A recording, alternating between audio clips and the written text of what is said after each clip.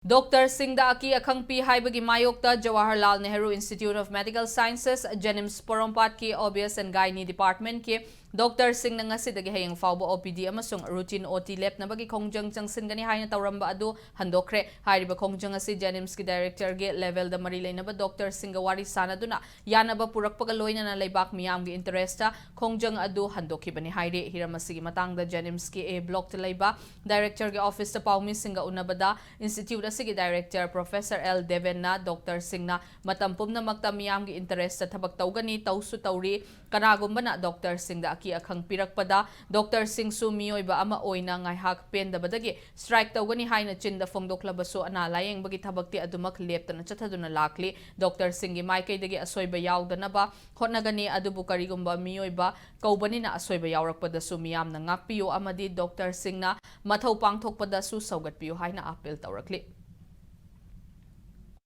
koina chinda ri makoi nungai tabadagi haijabo ergasu akoi authority ga koi khanajar matung saida makoi phajana thabasi chathanaba aruga tang tarit ka nipan gi makoina OPD yengoi aruga koi anabasi yengoi haina hairambasi makoi handokre masi handoi maram sidi praja gi namta khallaga on humanitarian ground na khallagani makoina handokseribasi Manipur gi miyam singda ina chengokchening badi smain tawdana matung dasu Kariumba koi Jnims na soidana badi honajai adubu kariumba soyangam yaurpa taragasu koi gi ikai khumnajariba Manipur ki praja section khudimukna koi Dr. Singh koi tawjariba thabak asibu koi sagatpiu aduga asibu koi kema soigrena khalagasu soigiba taba yauragasu ngakpi haiba thamoi du chenbira